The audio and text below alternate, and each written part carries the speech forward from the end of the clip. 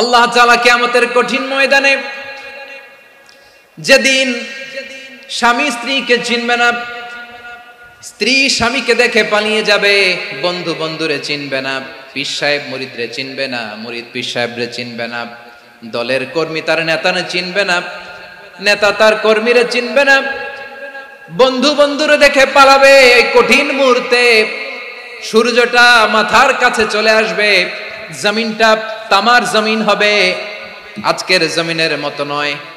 মানুষ ঘর্মাক্ত, ক্লান্ত, শ্রান্ত মাথার মগজগুলো কানের ছিদ্র আর নাকের ছিদ্র দিয়ে বেয়ে বেয়ে পড়বে। বিশ্বনবী ফরমান, ময়দানে 7 শ্রেণীর ব্যক্তিকে রব্বুল আলামিন তার আরশের নিচে ছায়া দিবেন। তার মধ্যে প্রথম শ্রেণীর ব্যক্তি হলো ইমামুন আদিল। ইমামুন আদিল, ন্যায়পরায়ণ শাসক, যে ইনসাফের সাথে বিচার করে, যে জাস্টিস সমাজে সার্ভ করে, যে সুশাসন নিশ্চিত করে, ওই ইমামুন আদিল। আদিল শব্দটা বুঝছেন না? ইন্নাল্লাহা ইয়া'মুরু বিল আদল, পাইছেন? আদিল। 7 শ্রেণীর ব্যক্তিকে আল্লাহ তাআলা সুশীতল আরশের নিচে ছায়া দিবেন, যেদিন তার দেয়া ছায়া ছাড়া কোনো ছায়া থাকবে না। এর প্রথম হচ্ছে ইমামুন আদিল, ন্যায়পরায়ণ শাসক। চিল্লায় বলেন সুবহানাল্লাহ। আবার বিশ্বনবী বললেন, ইন্নাল মুকসিতিনা ইনদাল্লাহি আলা মানাবিরা মিন নূর আন ইয়ামিনির রহমান। কিয়ামতের দিন যারা ন্যায়পরায়ণ হিসেবে আল্লাহর সামনে দাঁড়াবে, কিয়ামতের দিন রব্বুল আলামিন তার আরশের ডান দিকে ওই ন্যায়পরায়ণ লোকদের জন্য আরশের ডান দিকে একটা নূরের মিম্বারে তাদেরকে বসার সুযোগ করে দিবে। আল্লাহর আরশের ডান দিকে ন্যায়পরায়ণ লোকদের জন্য আল্লাহ তাআলা নূরের মিম্বার বানাবে। 4টে কেন কথা মনে করেছেন? আল আদাল, জাস্টিস। ইন্নাল্লাহা ইয়া'মুরু বিল আদল। আল্লাহ তাআলা এই আদালতের নির্দেশনা দেয়, সুবিচার, সুশাসন। প্রিয় ভাইয়েরা, এটা আমরা বাংলাদেশে চাই কি চাই না? এই যে অরাজকতা, এই যে অন্যায়, এই যে জুলুম, এই যে ইনকনসিস্টেন্সি, সমাজের অসঙ্গতির প্রধান কারণ জাস্টিস নাই, সুবিচার নাই, সুশাসন নাই। শেষবারের মতো আওয়াজ করে বলেন তো, আমরা বাংলাদেশে আদল চাই কি চাই না? তাহলে প্রথম নির্দেশনা শেষ। আল্লাহ তাআলা তোমাদেরকে আদলের আদেশ দেন।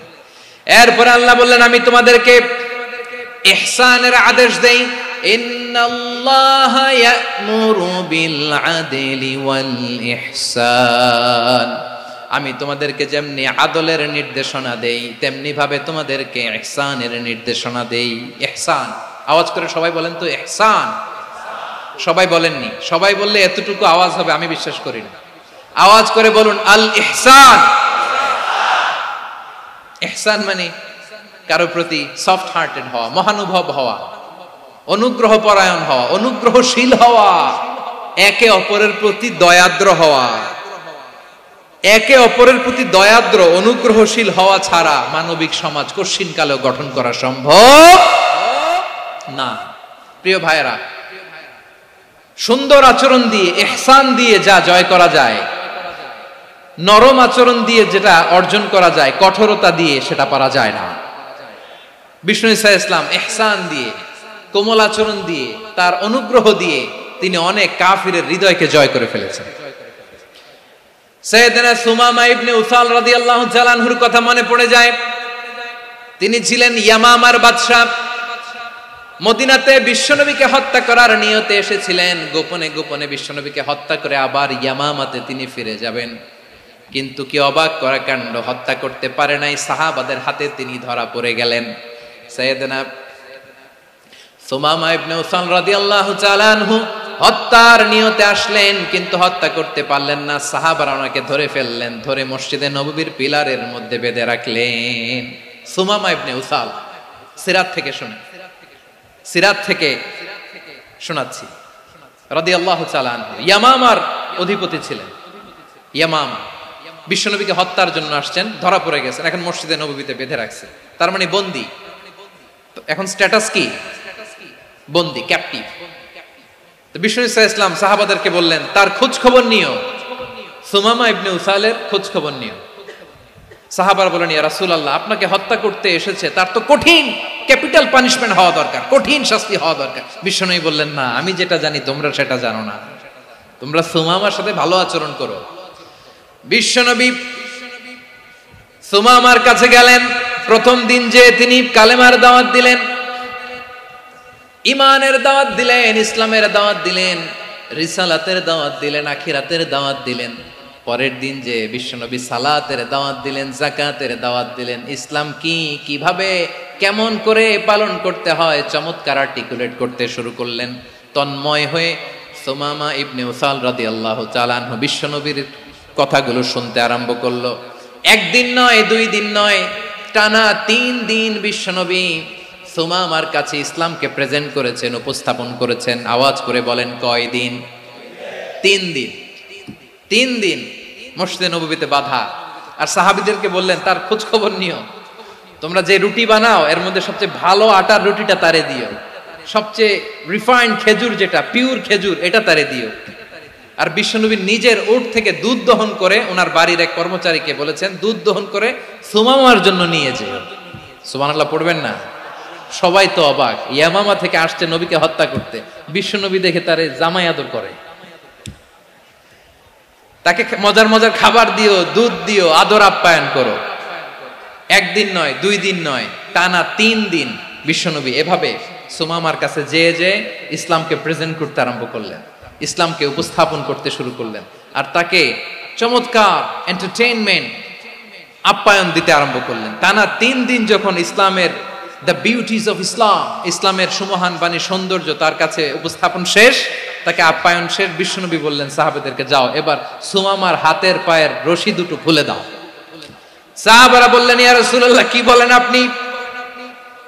ও তো হত্যাকারী, সুযোগ পায় নাই, আপনারে মারতে পারে নাই, ছেড়ে দিলে আবার ও আপনার উপর তলোয়ার নিয়ে ঝাঁপিয়ে পড়বে। নবী, এই সিদ্ধান্ত আপনি নিতে যাবেন না।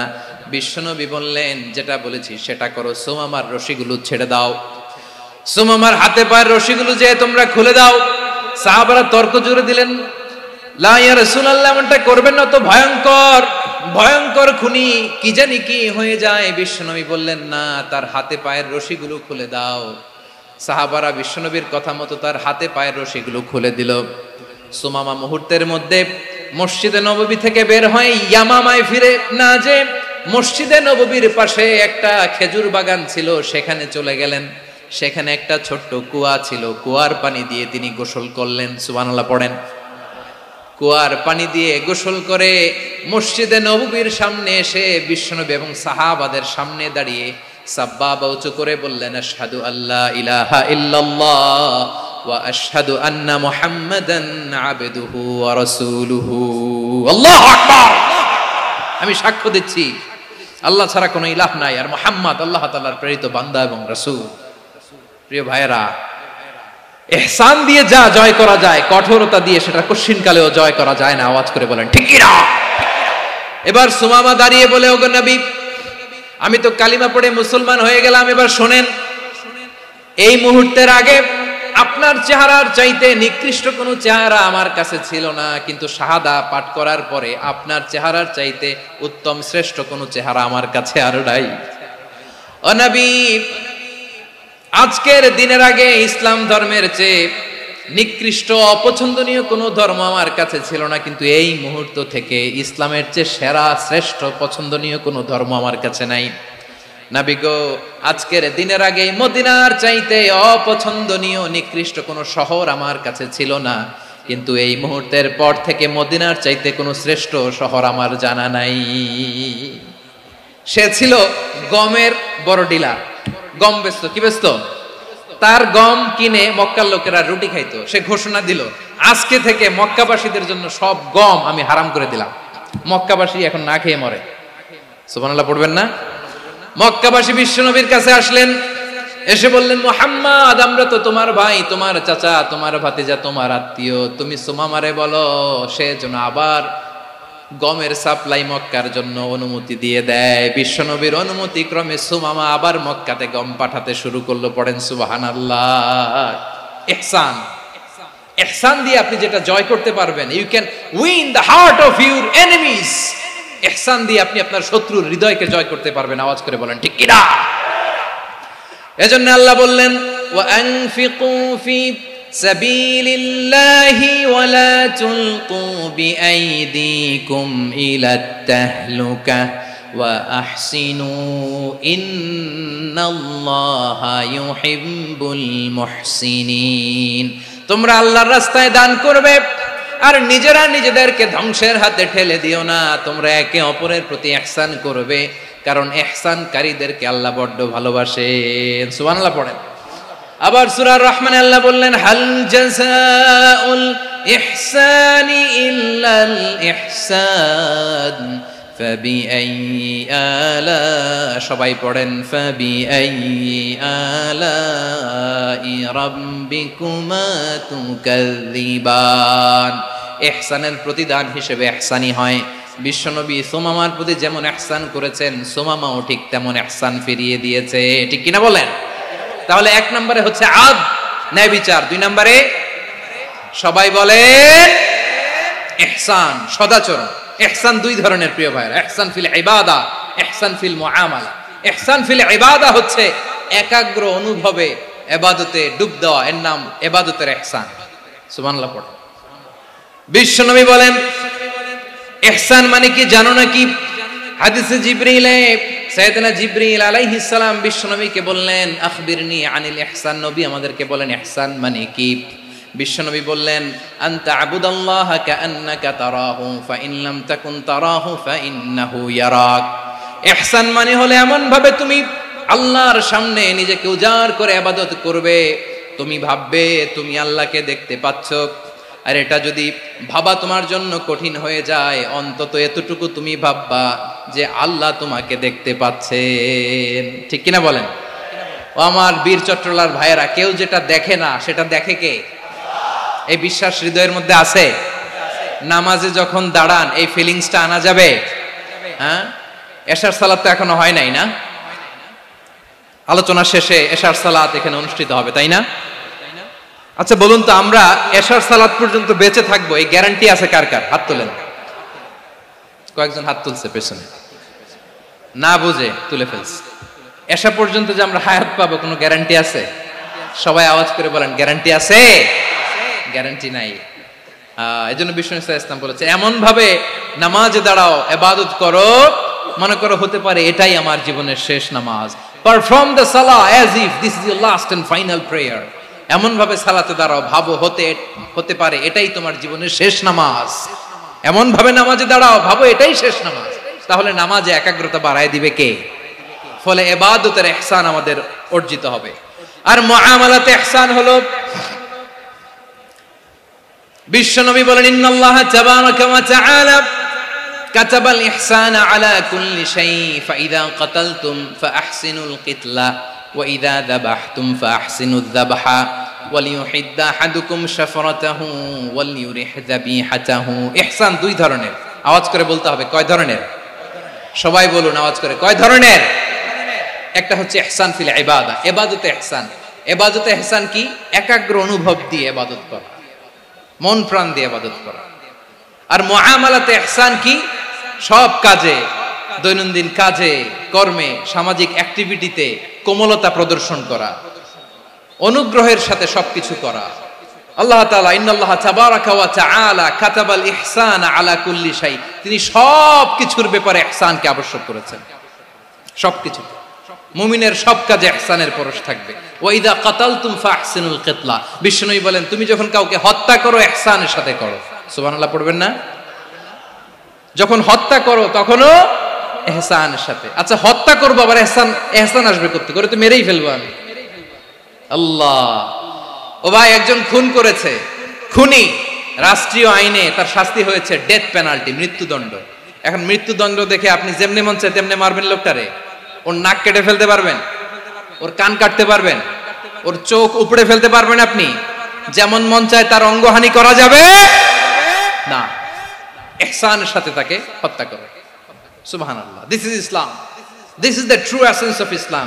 ওয়া ইযা যাবাহতুম ফাহসিনুয যাবহা, যখন জবাই করবে তখনও ইহসানের সাথে জবাই করো। করব জবাই, ওইখানেও নাকি ইহসান। আচ্ছা কুরবানির দিন আমরা পশুগুলোরে কি করি বলেন সবাই আওয়াজ করে?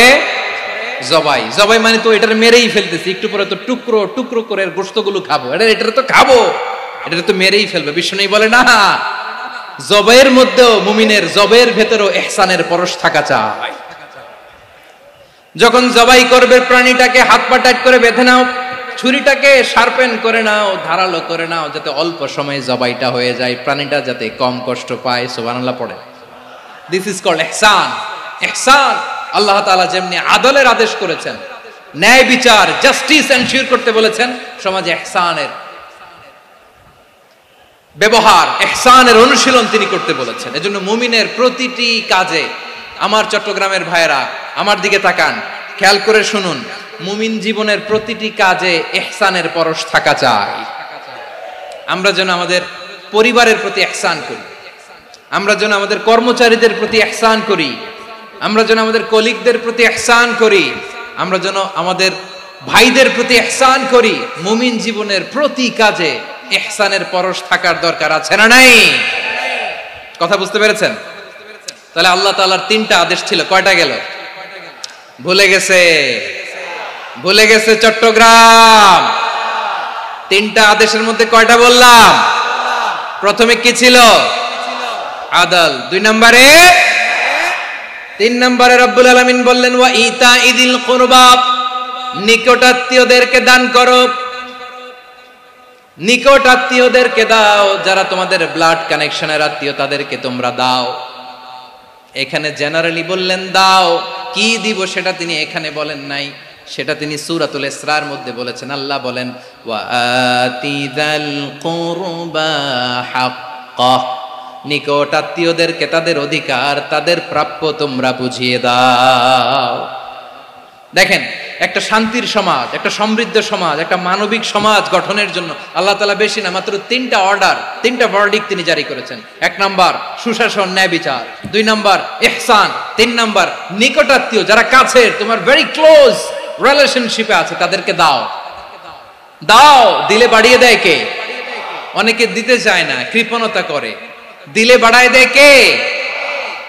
ও মিয়া, মদিনার মধ্যে সবচাইতে গরিব সাহাবী ছিল বেলাল রাদিয়াল্লাহু তাআলা আনহু। ওনার এন্টায়ার অ্যাসেট, সম্পদের পরিমাণ কতদূর জানেন? একটা লুঙ্গি। বেলাল রাদিয়াল্লাহু তাআলা আনহু, ওনার টোটাল ওয়েলথের এস্টিমেশন হচ্ছে মাত্র একটা লুঙ্গি। একটা লুঙ্গি, টোটাল ওয়েলথ এস্টিমেশন, টোটাল সম্পদের পরিমাণ বেলাল রাদিয়াল্লাহু তাআলা আনহুর কি ছিল? কথা বোঝে নাই বোধহয়। কি ছিল? ওই বেলাল রাদিয়াল্লাহু তাআলা আনহুকে বিষ্ণু ইসলাম বলেছেন আনফিক ইয়া বেলাল, ও বেলাল তুমিও দাও। ওয়ালা তাখশা মিন যিল আরশি ইখলালা, আরশের অধিপতির তো কোনো ঘাটতি নাই, তুমি দিলে ওই আল্লাহ তোমারে বাড়ায় দিবে। এজন্য আমার প্রিয় ভাইয়েরা, দিলে কমে না, দিলে বাড়ে। অনেকে ধরে রাখে, নতুন কিছু নিতে পারে না, হাত দিয়ে যেটা ধরে রেখেছেন এটা দিয়ে দেন, বড় একটা ধরার সুযোগ পাবেন। জোরে বলেন ঠিক কিনা? ধরেন 5 কেজি ওজনের একটা ধরে রাখছেন, এখন 10, এটা না ছাড়লে 10 কেজি ধরতে পারবেন আপনি? আচ্ছা, 10 কেজির জিনিস একটা আছে হাতে, ওইটা যদি ছেড়ে দেন তাইলে না 15 কেজি ধরতে পারবেন। কথা বলেন ঠিক কিনা? তাহলে দিলে বাড়িয়ে দেয় কে? রব্বুল আলামিন বললেন 3 নাম্বার আদেশ হলো তোমাদের প্রতি সমাজটারে কেমন করে মানবিক সমাজ, সুন্দর সমাজ গড়বা। 3 নাম্বার আদেশ হলো ওয়া আতিদাল কুরবা হাক্কা, নিকটাত্মীয়দেরকে তাদের প্রাপ্য বুঝিয়ে দাও। এই নিকটাত্মীয়দেরকে তাদের অধিকার বুঝিয়ে দেওয়া, প্রাপ্য বুঝিয়ে দেওয়াতে আমাদের গাফলতি আছে না নাই? চট্টগ্রামে নাই? মাশাআল্লাহ আছে, আছে। অনেকে দেখবেন অনেক আল্লাহওয়ালা, তাহাজ্জুদ গুজার, সেজদা দিতে দিতে কপালে কালো দাগ ফেলে দিছে, সে তার বোনের হকটা আদায় করে নাই। আছে না নাই? হ্যাঁ, এখানেও আছে। সর্বনাশ। অনেক বড় হাজী সাহেব, বিশাল লম্বা দাড়ি, ছেলেরে সব দিয়ে দিছে, মেয়েরে কিছু দেয় নাই, মেয়ের হক আদায় করে নাই। আছে না নাই? এই হাজী সাহেবেরা, এই আল্লাহওয়ালারা কিয়ামতের ময়দানে আটকে যাবে। আপনি অন্যের অধিকার নষ্ট করেছেন, তাদের রাইটস কে ভায়োলেট করেছেন।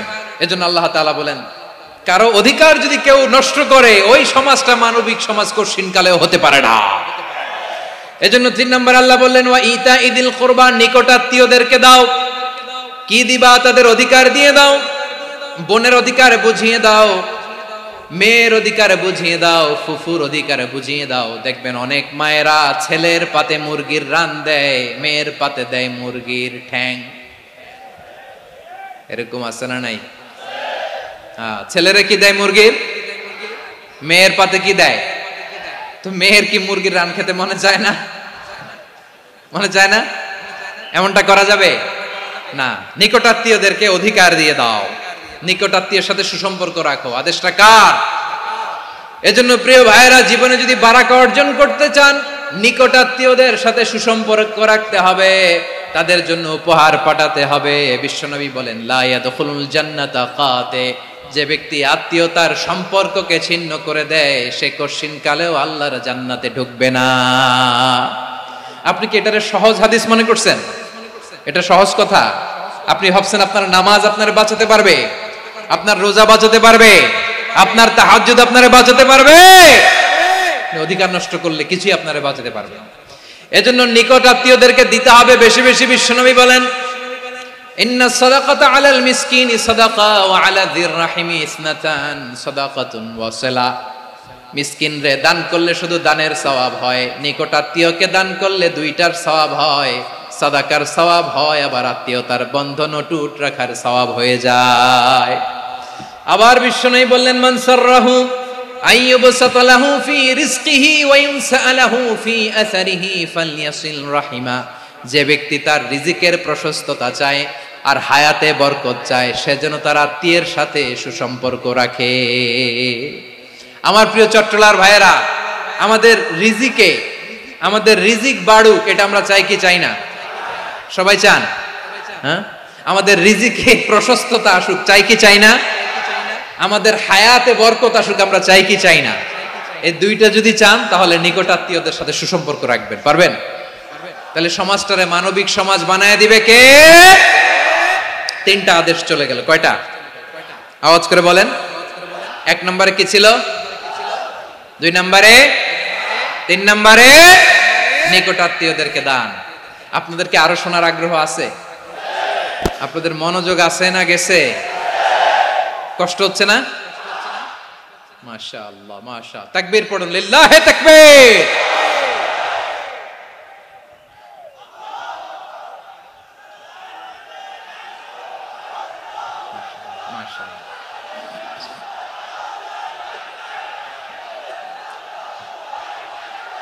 আমার প্রিয় ভাইয়েরা,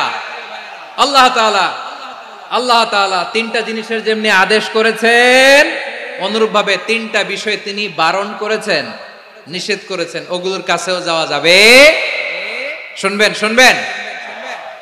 রাব্বুল আলামিন বলেন, ওয়ায়ানহা আনিল ফাহশাই ওয়াল মুনকারি ওয়াল বাগি।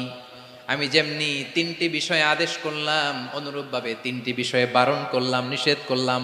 আমার 1 নাম্বার নিষেধাজ্ঞা হলো অশ্লীলতার প্রতি। ফাহশা, ওয়ায়ানহা আনিল ফাহশা। আল্লাহ তাআলা অশ্লীলতাকে নিষেধ করেছেন। কোন জিনিসকে? সবাই বলুন, কোন জিনিসকে? যত ধরনের, যত টাইপের, যত ক্যাটাগরির অশ্লীলতা হতে পারে, সব অশ্লীলতাকে হারাম করেছেন কে? ফাহশা মানে কি?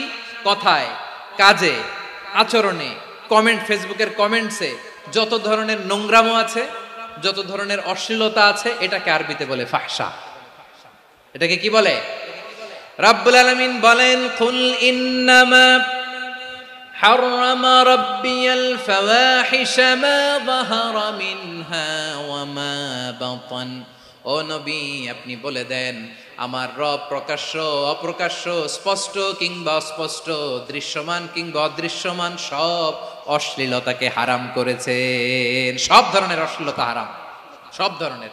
আল্লাহ তাআলা আমাদেরকে অশ্লীলতা থেকে বাঁচান, অশ্লীলতা থেকে তিনি আমাদেরকে হেফাজত করুক। পড়েন আমিন। এবার বলেন, আমাদের সমাজে অশ্লীলতা আছে না নাই? চট্টগ্রামে নাই? আমি কই নাই, ওনারা বলে আছে। দেখছেন, আমি সামহাও বাঁচায় দেওয়ার ট্রাই করতেছি, ওনারা বলে আছে।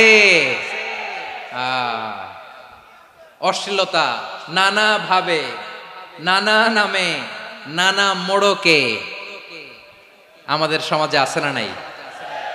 সংস্কৃতির নামে, ফ্যাশনের নামে, বিনোদনের নামে, উপন্যাসের নামে, কনসার্টের নামে অশ্লীলতা আছে না নাই? আপনি দেখেছেন কনসার্টগুলোর অবস্থা? এই যে আতিফ আসলাম যে আসছে আমাদের দেশে, তারপর কে কে আসছে, আমাদের তরুণ তরুণীরা, আমাদের যুবক যুবতীরা, আমাদের জেনজিরা, কি অবস্থা ওইখানে? হ্যাঁ, কি অবস্থা? কে বাঁচাবে ওদের? কে রক্ষা করবে ওদের ইমানের, ওদের চরিত্রের হেফাজতের গ্যারান্টি কে দিবে? কনসার্টের নামে অশ্লীলতা আছে না নাই? ছেলে মেয়ে একে অপরকে জড়ায় ধরতেছে, একে অপরকে চুমো খাচ্ছে প্রকাশ্যে, দিবালোকে, গণমানুষের সামনে। আল্লাহ তাআলা এই অশ্লীলতা থেকে আমাদেরকে বেঁচে থাকতে বলেছেন, বেঁচে থাকতে বলেছেন। রূপালী জগতের নামে অশ্লীলতা আছে না নাই?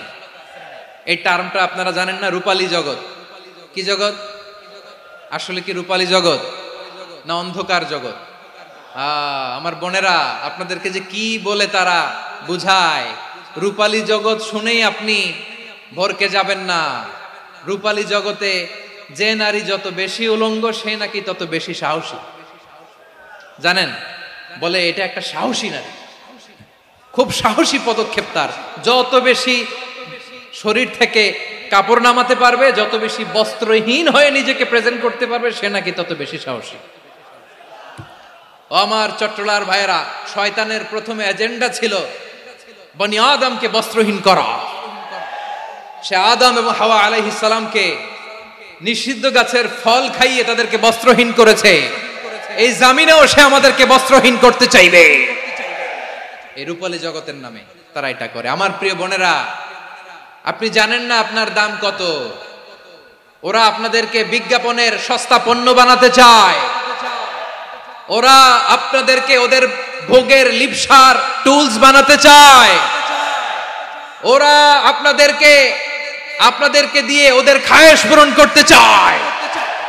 এটা আপনাদের জন্য মোটেও ডিগনিটি নয়, এটা আপনাদের জন্য সম্মান নয়। আপনার সম্মান শালীনতায়, আপনার সম্মান হেজাবে, আপনার সম্মান ভদ্রতায়, আপনার সম্মান আপনার ডিসেন্ট পোশাকে।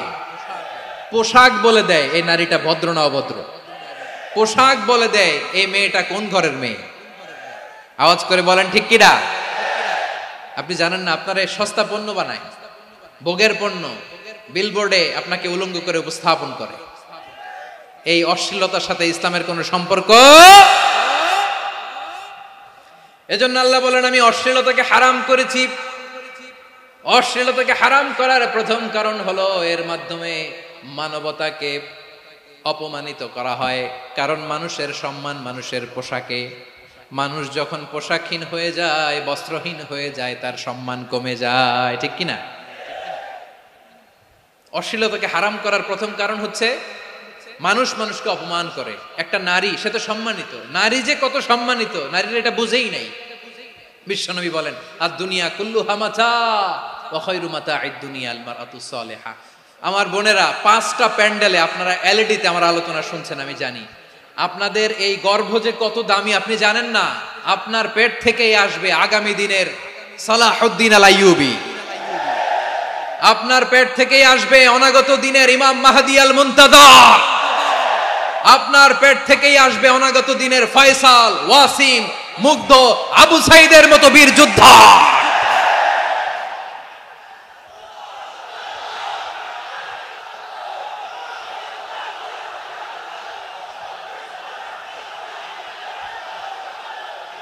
আমার প্রিয় বোনেরা, আমার প্রিয় বোনেরা, বিশ্বনবীর কথার ওজন খেয়াল করেন। আর দুনিয়া কুল্লুহা মাতা ওয়া খায়রু মাতা'আদ দুনিয়া আল মারআতু সালিহা। দুনিয়ার সবকিছুই অ্যাসেট, এর মধ্যে সবচেয়ে দামি অ্যাসেট নেককার নারী। আপনার গর্ভ যে কত দামি আপনি জানেন না। নিজের সময়টাকে কাজে লাগান, কোরআন পড়েন, সুন্নাহ পড়েন। আপনার অনেক দায়িত্ব ঘরে। You are the MD of your family. একটা family it's a very big institution. পরিবার একটা অনেক বড় প্রতিষ্ঠান। and you are the MD of your institution. আপনি এই পরিবারের MD, managing director of your family. এখানে আপনার কত দায়িত্ব। আপনি ছেলে মেয়েদেরকে তারবিয়া করবেন। আপনি আপনার স্বামীর জন্য ঘরটারে জান্নাতের নীর বানাবেন। আপনার জন্য জান্নাতের ডুপ্লেক্স বাড়ি ওইখানে তৈরি করে রাখবে কে? আপনি যে কত দামি আপনি জানেন না। নারীদেরকে আল্লাহ বানিয়েছেন উচ্চতর করে, নিম্নতর নয়। নারীদেরকে ছোট্ট জিনিস দিলে এটারে বড় করে দেয়। নারীদেরকে ভ্রূণ দিলে, শুক্রাণু দিলে নারী এটারে বাচ্চা হিসেবে উপহার দেয়, ঠিক কিনা? বিয়ের মাধ্যমে স্বামী যখন তার শুক্রাণু তার স্ত্রীকে উপহার দেয়, স্ত্রী রিটার্নে কি উপহার দেয়? ফুল ফর্ম বেবি, মানব সন্তান। দেখছেন, আপনি দিলেন একটুক, উনি দিছে বিশাল। আপনি যদি নারীকে বাজার এনে দেন, নারী এটাকে সুস্বাদু খাবারে রূপান্তর করে দেয়। আপনি তাকে একটা মুচকি হাসি দিয়ে দেন, সে তার কলিজা দিয়ে দেয়। কিন্তু যদি আপনি তার মনে কষ্ট দেন, সে আপনার জীবনকে জাহান্নাম বানায়া দেয়।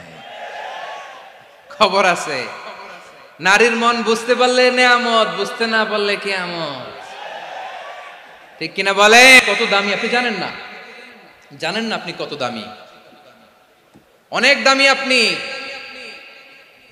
আপনাদেরকে যেন ভোগের সস্তা পণ্য বানাতে না পারে, আপনাদেরকে সচেতন থাকতে হবে, সজাগ থাকতে হবে, কনসার্ন থাকতে হবে। শয়তানের ওই হাতছানির দিকে আর নজর দেওয়া যাবে না। তাহলে কেন আল্লাহ তাআলা এই ফাহশা অশ্লীলতাকে হারাম করলেন? এক নাম্বার, এতে হিউম্যান ডিগনিটি কমে। দুই নাম্বার, এতে মানুষের অধিকার নষ্ট হয়। আপনি বিয়ে করেছেন, এরে পরকিয়া করেন, ওর সাথে এরকম আছে না নাই? স্ত্রীর অধিকার নষ্ট করেছেন। আপনি বিবাহ সম্পর্কে আবদ্ধ হয়েছেন তার সাথে, আপনি পরকিয়া করেন ওই ছেলের সাথে, আপনি আপনার হাজবেন্ডের সাথে বিট্রে করেছেন। এজন্য আল্লাহ অশ্লীলতাকে হারাম করেছে। অশ্লীলতাকে হারাম করার আরেকটা কারণ হচ্ছে আল্লাহ তাআলা এই হিউম্যান জেনারেশনকে এটাকে প্রিজার্ভ করতে চায়। হিফজুন নাসল, এটা মাকাসিদুশ শরিয়ার অনেক গুরুত্বপূর্ণ একটা মাকাসিদ, অনেক গুরুত্বপূর্ণ। আপনার নাসল, আপনার জেনারেশনকে সংরক্ষণ করা। এই যে আসতেছে ফেব্রুয়ারি, কত ফেব্রুয়ারি জানো? এটা কি বিশ্ব ভালোবাসা দিবস? হ্যাঁ, কি দিবস?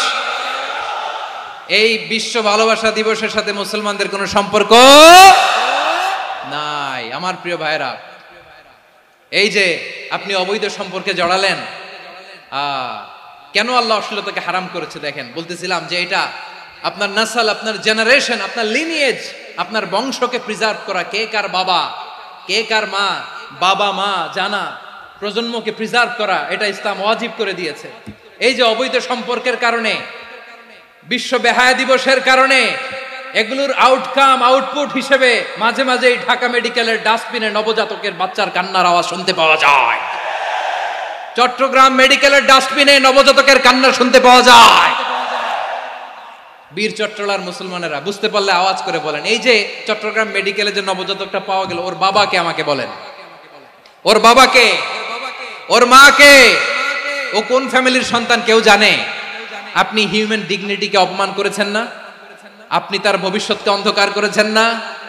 আপনি তার লিনিয়েজকে প্রশ্নবিদ্ধ করে দিয়েছেন না? এই জন্য আল্লাহ তাআলা অশ্লীলতাকে আমাদের জন্য হারাম করে দিয়েছেন। পড়েন সুবহানাল্লাহ। এই জন্য রাব্বুল আলামিন বলেন, কুল ইন্নামা হারামা রাব্বিয়াল ফাওয়াহিশা মা যাহারা মিনহা ওয়া মা বাতান। প্রকাশ্য অপ্রকাশ্য সব অশ্লীলতাকে হারাম ঘোষণা করে দিয়েছে কে? আবার দুনিয়ার বুকে যারা অশ্লীলতার প্রসার করে তাদের জন্য শাস্তি মজুদ রেখেছে কে?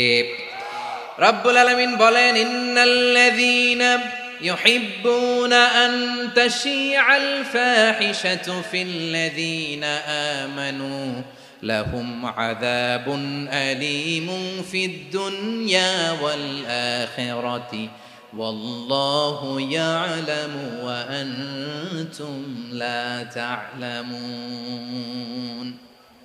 নিশ্চয়ই যারা বিশ্বাসীদের মাঝে অশ্লীলতার প্রচার প্রসার করতে চায় তাদের জন্য আমি মর্মন্তুদ শাস্তি প্রস্তুত করে রেখেছি, দুনিয়াতেও রেখেছি, আখিরাতেও রেখেছি। ঘোষণাটা কার? যারা এই নাটকের নামে, সিনেমার নামে, রূপালী জগতের নামে, মুভির নামে, ওটিটি প্ল্যাটফর্মের নামে আমার সমাজে অশ্লীলতা ছড়াতে চায় তাদের জন্য কঠিন মর্মন্তুদ শাস্তি মজুদ রেখে দিয়েছে কে? ও আমার বোনেরা, এখনো আপনি জাগবেন না? এখনো আপনার চিন্তার দুয়ারে এখনো নাড়া পড়ে নাই? ওরা আপনাকে উলঙ্গ বানাতে চায়, ওরা আপনাকে আইটেম গার্ল বানাতে চায়। এজন্য ইসলাম অশ্লীলতাকে হারাম করেছে। হারাম। ইসলাম বলেছে যোজন যোজন দূরে থাকো, ওরা বলে না কাছে আসো, কাছে আসার গল্প, ক্লোজ আপ ওয়ান, কাছে আসার গল্প আছে না নাই? চট্টগ্রামে তো এগুলো নাই মাশাআল্লাহ। হ্যাঁ, এখানেও আছে ক্লোজ আপ ওয়ান, কাছে আসার গল্প। আল্লাহ বলেন ওয়ালা তাকরাবুজ জিনা, কাছেও এসো না, জিনা থেকে যোজন যোজন কিলো দূরে থাকো, ওরা বলে কাছে আসার গল্প। আমার বীর চট্টলার ভাইয়েরা, কাছে আসতে হলে আমরা কোরআনের কাছে আসব, কাছে আসতে হলে নবীর কাছে আসব, কাছে আসার গল্প হবে আমার রবের কাছে আসার গল্প। চিল্লায় বলো ঠিক কিনা?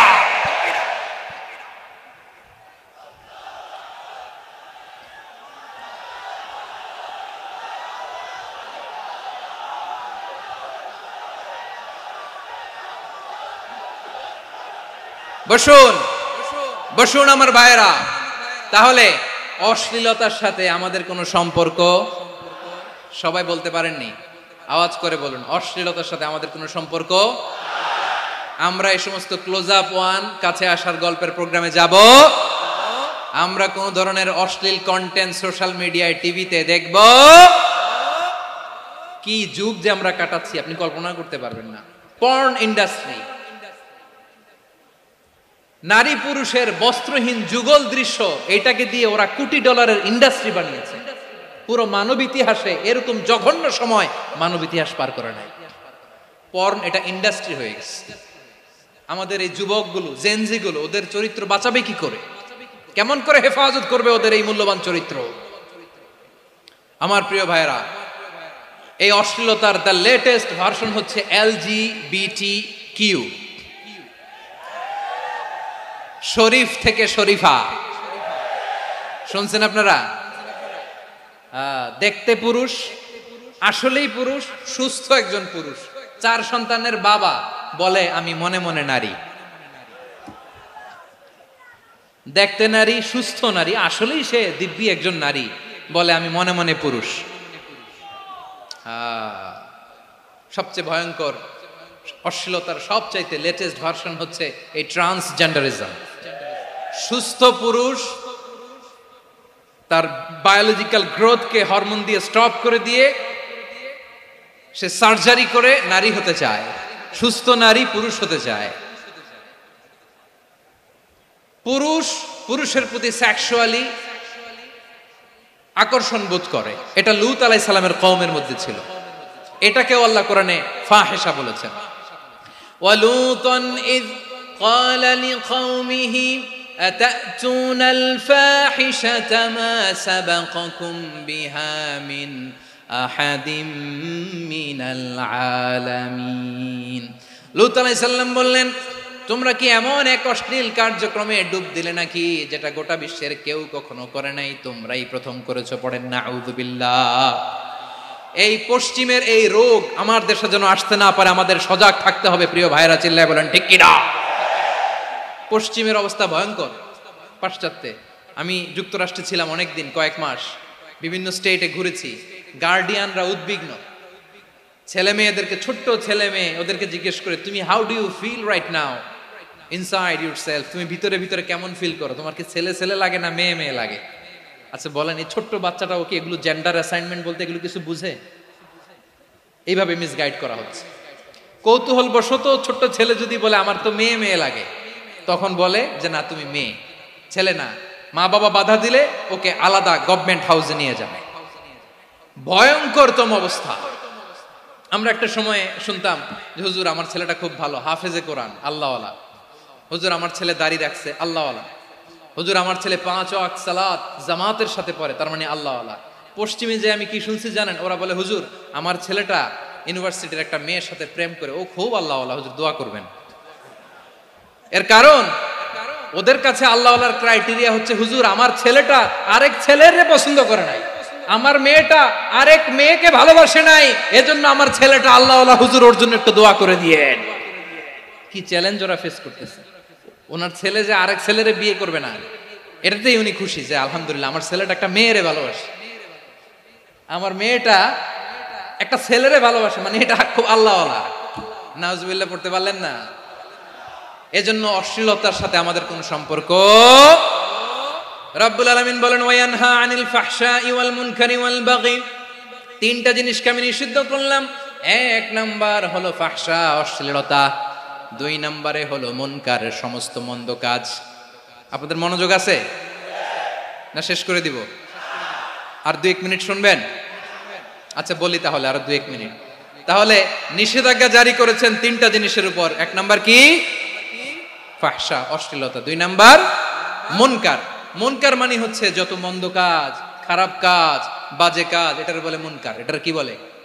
আপনারা পড়ছেন না, তা'মুরুনা বিল মা'রুফি ওয়া তানহাউনা আনিল মুনকার। ভালো কাজের আদেশ, সৎ কাজের আদেশ, অসৎ কাজের নিষেধ। মুনকার, মুনকার হচ্ছে মানুষের স্বাভাবিক বিবেকবোধ যেটাকে খারাপ বলে, ওইটাই মুনকার। পৃথিবীর সব আসমানি গ্রন্থ যেটাকে খারাপ বলেছে, মানুষের স্বাভাবিক বিবেকবোধ যেটাকে খারাপ বলেছে, এগুলো সব মুনকার।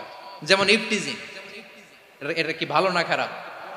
মজুদদারি, খাদ্যে ভেজাল দেওয়া, ওজনে কম দেওয়া, মাছে ফরমালিন মিশানো, চাঁদাবাজি, টেন্ডারবাজি, দখলবাজি, এগুলো আমাদের স্বাভাবিক বিবেকেই বলে এগুলো খারাপ, এগুলো হচ্ছে মুনকার। আল্লাহ তাআলা এই মুনকার থেকে আমাদেরকে বেঁচে থাকতে বলেন, আর শয়তান এই মুনকারের প্রতি আমাদেরকে উদ্বুদ্ধ করে। আল্লাহ তাআলা বললেন, ইয়া আইয়ুহাল্লাযীনা আমানু লা তাত্তাবিউ খুতুওয়াতিশ শাইতান ومن يتبع خطوات الشيطان فإنه يأمر بالفحشاء والمنكر। আল্লাহ বললেন, ও আমার গোলামেরা শোনো শোনো, ও আমার বিশ্বাসী বান্দারা খবরদার, তোমরা কশিনকালেও শয়তানের পদাঙ্ক অনুসরণ করবে না, কারণ শয়তান তোমাদেরকে অশ্লীলতা এবং মন্দ কাজের দিকে উদ্বুদ্ধ করে। আমাদের কাজ হচ্ছে শয়তান আমাদেরকে যেদিকে নিতে চায় আমরা তার উল্টা দিকে যাব, ঠিক কিনা বলে? শয়তান এই মন্দ কাজকে আমাদের কাছে বিউটিফাই করে, চাকচিক্যময় করে আমাদের সামনে উপস্থাপন করে। এজন্য আল্লাহ বলেন মুনকারকে থামাতে হবে, মুনকার প্রতিরোধ করতে হবে। মুনকার প্রতিরোধের দায়িত্ব শুধু আমাদের নাকি? শুধু আপনার খতিব সাহেবের, ইমাম সাহেবের, নাকি মুসলিম উম্মার সবার? আওয়াজ করে বলুন, মুনকার অসৎ কাজ প্রতিরোধের দায়িত্ব কার? রাব্বুল আলামিন বলেন, কুনতুম খায়রা উম্মাতিন উখরিজাত লিন-নাসি তা'মুরুনা বিল মা'রুফি ওয়া তানহাউনা আনিল মুনকার। তোমাদেরকে শ্রেষ্ঠ জাতি করে জমিনের মধ্যে আবির্ভূত করা হয়েছে, যাতে করে তোমরা জমিনের ভেতরে সৎ কাজের আদেশ করতে পারো আর অসৎ কাজের নিষেধ করতে পারো। উম্মাহ কুনতুম খায়রা, তাহলে গোটা উম্মার দায়িত্ব, এটা বুঝতে পারছেন তো? আচ্ছা, আরো নিচে আসেন। এরপরে আল্লাহ বললেন, শুধু উম্মাহ না, এই জমিনের রাজত্ব আমি যাদের হাতে দেই, এই জমিনের মালিক আমি যাদেরকে বানিয়ে দেই, যাদেরকে আমি সরকারের দায়িত্ব দেই, তাদেরকেও মুনকার প্রতিরোধের দায়িত্ব দিয়েছে কে? আল্লাহ বলেন, যারা ক্ষমতার মসনদে বসেছে তাদেরকে 4 দফা কর্মসূচি আমি আল্লাহ দিলাম। আওয়াজ করে বলেন, কয় দফা? আল্লাহ বলেন, আল্লাযীনা ইম্মাক্কান্নাহুম ফিল আরদি আকামুস সালাতা ওয়া আতাউয যাকাতা ওয়া আমারু বিল মা'রুফি ওয়া নাহাউ আনিল মুনকার ওয়ালিল্লাহি আকিবাতুল উমুর। যারা এই জমিনের উত্তরাধিকার হয়েছে তারা 4 দফা কর্মসূচি নিয়ে সামনে আগাবা।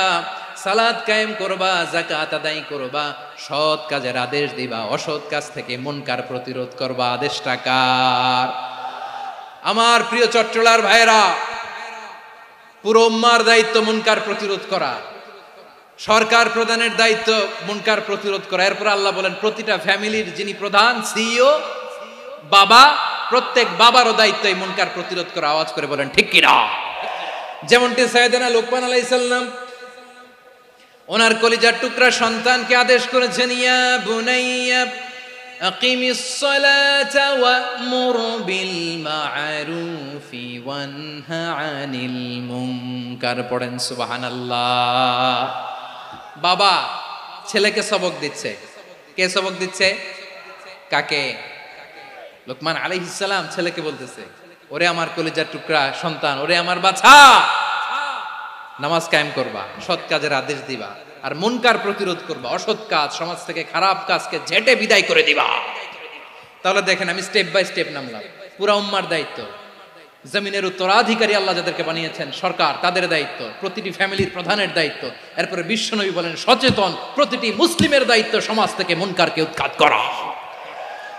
বিশ্বনবী বলেছেন মান রাআ মিনকুম মুনকারান ফালিয়ুগাইয়িরহু বিয়াদিহি ফাইন লাম ইয়াস্তাতি ফাবিলিসানিহি ওয়া ইন লাম ইয়াস্তাতি ফাবিকলবিহি ওয়া যালিকা আযআফুল ঈমান। সমাজে যে মুনকার দেখবে, খারাপ কাজ দেখবে, সে যেন হাত দিয়ে সেটাকে থামায়। কি দিয়ে? আপনাদের তো হাত নাই না? হাত আছে, হাত আছে। ওরা যেই হাত দিয়ে অন্যায় করে ওইটা প্রতিরোধের জন্য আমাদেরও হাত আছে না নাই? থামাতে হবে, থামাতে হবে।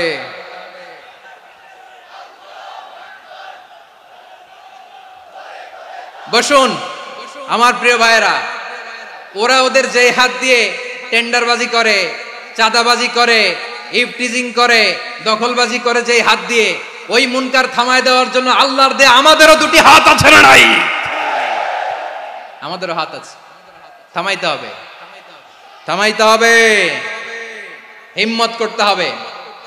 আমার প্রিয় ভাইয়েরা, না থামালে আমরাই ডুববো শেষমেশ। আমাদের বাঁচার জন্য হলেও থামাইতে হবে।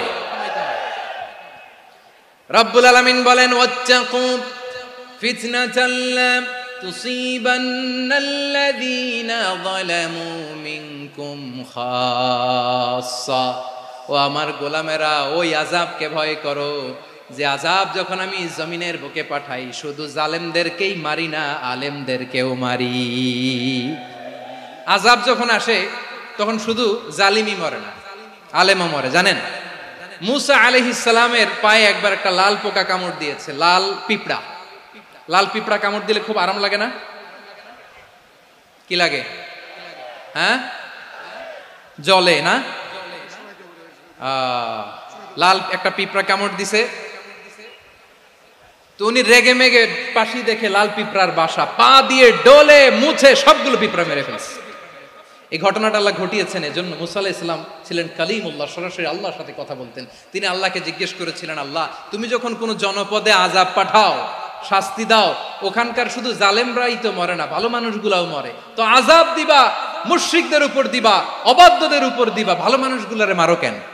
আল্লাহ বললেন, মুসা তোমার যে কামড় দিছিল পায়ের মধ্যে পিঁপড়া, কয়টা পিঁপড়া? জোরে বলেন।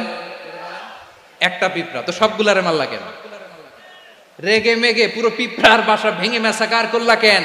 এই মুসা, আমি যখন অ্যাকশনে যাই, আমি যখন শাস্তি দেই, তখন এত বাস বিচার করা হয় না, বাস বিচার করা যায় না। যখন অ্যাকশনে যাওয়া হয় ওইটা ডাইরেক্ট অ্যাকশন হয়ে যায়। চিল্লায় বলো ঠিক কিনা? এজন্য আমাদের বাঁচার জন্য হলেও এই পাপ থামাতে হবে, এই শয়তানের অট্টহাসি থামাতে হবে, অন্যায় অপরাধ সমাজ থেকে আমাদের থামাতে হবে। কারণ আযাব আসলে ওরাও মরবে, আমরাও মরব।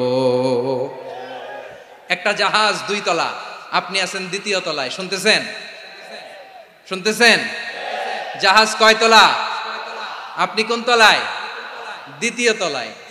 নিচের তলার কিছু লোক জাহাজের তলা ছিদ্র করতে আরম্ভ করছে। কি ছিদ্র করতেছে? আচ্ছা, জাহাজের তলা ছিদ্র করলে তলা দিয়ে কি ঢুকে?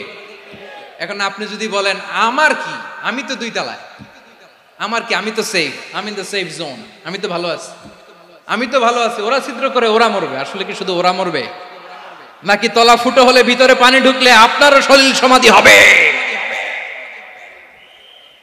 তলা দিয়ে যখন পানি ঢুকবে, জাহাজ ঢুকলে আপনিও মরবেন। এজন্য নিজে মরার আগে ওই পাগলগুলোর নিচতলায় যে থামাতে হবে। চিল্লায় বলেন ঠিক কিনা? এজন্য আল্লাহ বললেন মুনকার প্রতিরোধের দায়িত্ব সমাজের টপ টু বটম সবার, পুরো উম্মার দায়িত্ব, সরকার প্রধানের দায়িত্ব, প্রতিটি ফ্যামিলির প্রধান বাবার দায়িত্ব। বিশ্বনবী বললেন প্রতিটি সচেতন মুসলিমের দায়িত্ব। এজন্য মুনকার প্রতিরোধ করার দরকার আছে না নাই? সমাজে এই যে ইফটিজিং হয়, আপনার বোনের বয়সী একটা মেয়েকে কিছু বখাটে টিটকারি করে, এই বলে সেই বলে, নোংরা কথা বলে, রাস্তায় দেখেও আপনি পাশ দিয়ে না দেখার মতো চলে যান কেন? আপনি দাঁড়ান না কেন?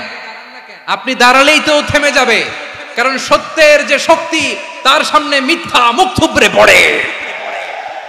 আপনার সামনে ও কিছুই না, নাথিং। আপনি দাঁড়ান, ওকে প্রশ্ন করেন যে আমার বোনকে তুমি ডিস্টার্ব করো কেন? আপনাকে দেখে আরো 5 জন দাঁড়াবে, 5 জনকে দেখে আরো 10 জন দাঁড়াবে। আমাদের নীরবতা আর আমাদের নিশ্চুপ থাকাই জালিমদেরকে আরো শক্তিশালী জালিম বানিয়েছে। এজন্য মুনকার প্রতিরোধের দায়িত্ব আমাদের সবার। টেন্ডারবাজি, চাঁদাবাজি, দুর্নীতি, অপরাধ, দখলদারিত্ব, মজুদদারি, এগুলো সব কিছু একসাথে প্রতিরোধ করতে হবে, ঠিক কিনা বলেন? একটা মানবিক সমাজ যদি চাই, প্রতিরোধ করতে হবে। প্রিয় ভাইয়েরা, আল্লাহর শপথ নিয়ে বলি, এই নাসিহাতগুলো সবার জন্য, সব দলের জন্য, সব মতের মানুষের জন্য। আমরা কোনো দলের প্রতি মানুষকে ডাকি না, আমরা ডাকি ইসলামের দিকে। সব দলের, সব মতের, সব মানুষদেরকে আমরা আহ্বান জানাই, আসুন আমরা একটা সুন্দর সমাজ বিনির্মাণ করি। এই যে নতুন বাংলাদেশের এক সুযোগ এসেছে, আর জীবনে হয়তো আসবে না, সামনের 100 বছর এই সময় আসবে না। আসুন দেশটাকে আমরা সাজাই, আসুন আমরা দুর্নীতি বন্ধ করি, আসুন আমরা চাঁদাবাজি বন্ধ করি, আসুন আমরা দখলদারিত্ব বন্ধ করি, আসুন আমরা এক দল আরেক দলকে নিশ্চিহ্ন করার যে রাজনীতি, এটা বন্ধ করি। সব দলের প্রতি আমার আহ্বান। আমি কিছুদিন আগে একটা নিউজ দেখলাম, ওই যে লন্ডনে বসে জনাব তারেক রহমান সাহেবকে আমি ধন্যবাদ দিতে চাই।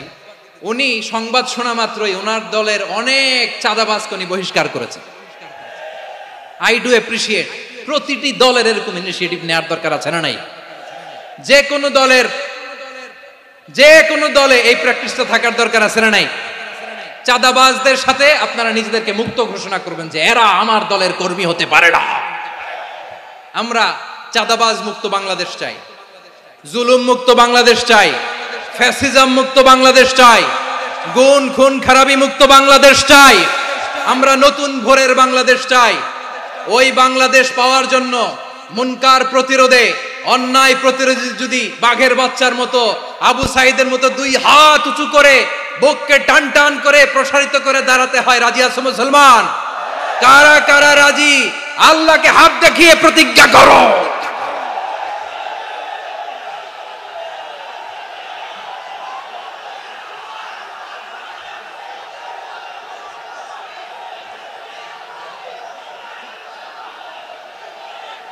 আমার প্রিয় ভাইয়েরা, বসুন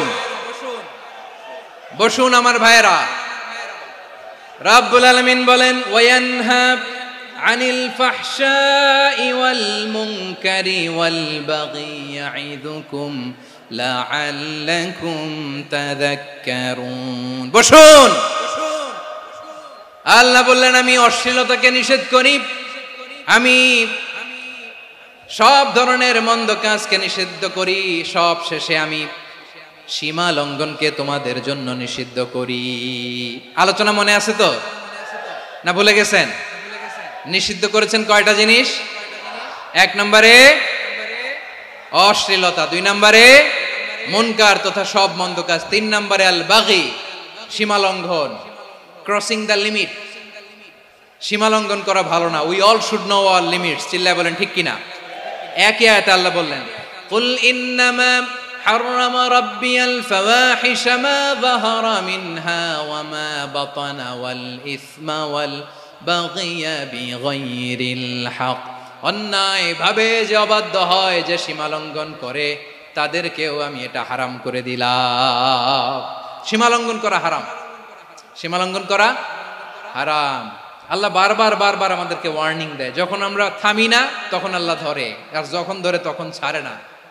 ধরে না, ধরলে আল্লাহ। ফেরাউনকে কিন্তু হুট করে ধরে নাই, আপনারা জানেন 9 বার ওয়ার্নিং দিয়েছে। ফেরাউনকে আল্লাহ তাআলা ওয়ার্নিং দিয়েছিল কয়বার? বীর চট্টলার বীর সেনানীরা আওয়াজ করে বলেন, ফেরাউনকে ধরার আগে ওয়ার্নিং দেওয়া হয়েছিল কয়টা? রাব্বুল আলামিন বলেন, ওয়ালাকাদ আতাইনা মূসা 9 আয়াতিন বাইয়িনাত। 9টা মুআজিজা দেখিয়েছি। 1 2 3 বারবার এইভাবে রিমাইন্ডার, ওইভাবে রিমাইন্ডার, এইভাবে নসিহাত, ওইভাবে দাওয়া। ফাকুলা লাহু কাওলান লাইয়িনা, নরম করে বলো, সফট করে বলো, যত ওয়ে হতে পারে দাওয়া মেথডোলজি। মূসা আলাইহিস সালামের সব অ্যাপ্লাই শেষ। 10ম বারে যে আল্লাহ ধরছে, 10ম বারে যে ধরেছে। এজন্য আল্লাহ বলেন, আমি সীমা লঙ্ঘনকে পছন্দ করি না। কোরআনের অন্য আয়াতে বাগীকে বলা হয়েছে আল ইতিদা, সীমা লঙ্ঘন যারা করে তাদেরকে আল্লাহ বলেছেন মুতাদিন। وقاتلوا في سبيل الله الذين يقاتلونكم ولا تعتدوا إن الله لا يحب المعتدين। আমি সীমা লঙ্ঘনকারীদেরকে কোশ্চিন কালেও পছন্দ করি না। আমরা যেন সীমা লঙ্ঘন না করি, রাজি আছেন তো? যে কোনো ক্ষেত্রে ইবাদতে যেন সীমা লঙ্ঘন না করি। অনেকে আমরা ইবাদতে সীমা লঙ্ঘন করে ফেলি। বিশ্বনবী সাল্লাল্লাহু আলাইহি ওয়াসাল্লাম যেটা শিখিয়েছেন এর বাইরে যে অতিরিক্ত বুজুর্গ হতে চায় এরকম আছে না নাই? করা যাবে না, কোনো ক্ষেত্রেই সীমা লঙ্ঘন করা যাবে, এমনকি যুদ্ধ ক্ষেত্রেও না। বিশ্বনবী সাল্লাল্লাহু আলাইহি ওয়াসাল্লাম বলেন খবরদার যুদ্ধ ক্ষেত্রেও সীমা লঙ্ঘন করো না।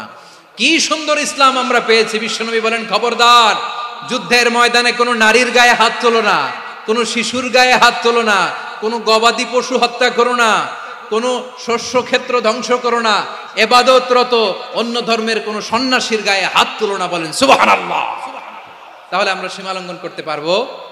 প্রিয় ভাইরা, একটা সুখী সমৃদ্ধ শান্তির সমাজ, মানবিক সমাজ যদি আমরা গঠন করতে চাই, আমাদের আল্লাহর দেয়া কয়টা আদেশ মানতে হবে বলেন দেখি?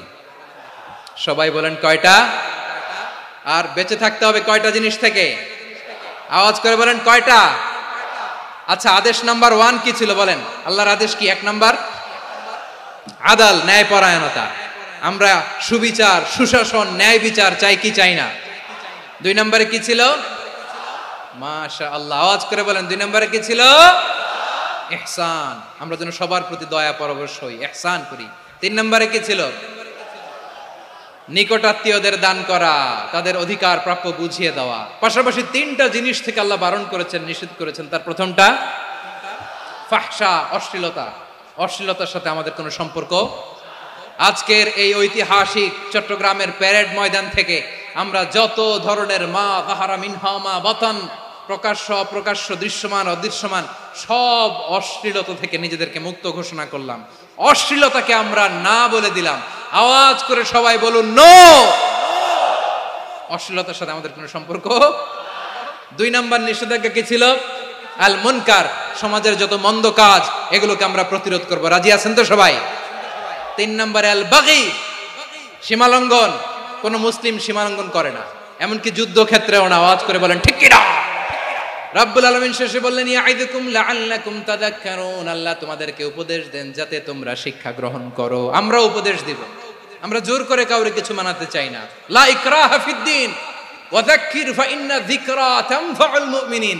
উপদেশ দিলে এটা মুমিনদের কাজে দেয়। লাস্তা আলাইহিম বিমুসাইতির ইন্নামা আনতা মুযাক্কির। নবী হে, আপনি রিমাইন্ডার দাতা, আপনি উপদেশ দিবেন। আমরাও বিশ্বনবীর এই হাদিসগুলো থেকে, কোরআনের আয়াত থেকে রিমাইন্ডার, এই কথামালা, বাণী বাহক হিসেবে এই বাণীগুলো আপনাদের সাথে কাছে পৌঁছে দিলাম। আমরা আল্লাহ তাআলার কাছে প্রার্থনা করি, আল্লাহ আমরা যেন আদল দিয়ে আমাদের সমাজকে গঠন করতে পারি। আল্লাহ আমরা যেন ইহসান করতে পারি, আমরা যেন নিকটাত্মীয়দের দান করতে পারি। আল্লাহ যত ধরনের অশ্লীলতা, অনাচার, মন্দ কাজ, সীমালঙ্ঘন, অবাধ্যতা থেকে যেন আমরা বেঁচে থাকতে পারি। আল্লাহ তাআলা আমাদের সবাইকে কথাগুলো বোঝার ও আমল করার তৌফিক দান করুক। হাযা মা ইনদি ওয়াল ইলমু ইনদাল্লাহ আলাইহি তাওয়াক্কালতু ওয়া ইলাইহি উনীব। প্রিয় ভাইরা, আমি আপনাদের সবার জন্য দোয়া করি, আপনারাও আমার জন্য দোয়া রাখবেন। আমাদের পাশেই আছেন আমাদের সকলের শ্রদ্ধাভাজন, আমাদের মুরব্বী আওলাদে রাসূল আনোয়ার হোসেন তাহের জাবির আল মাদানী হাফিজাহুল্লাহ ওয়া রাআ। সবাই বসুন। উঠবেন না, কেউ উঠবেন না। উঠলেন কেন? উঠলেন কেন? প্যারেড ময়দানের প্রোগ্রাম তো এরকম হইতে পারবে না। বসুন, এটা আল্লামা সাঈদীর স্মৃতি বিজড়িত মাহফিল। বসুন, বসুন। এই মাহফিলের আদব আছে। বসুন, বসুন। সুশৃঙ্খল ভাবে আমরা আখিরি মোনাজাতে অংশগ্রহণ করব।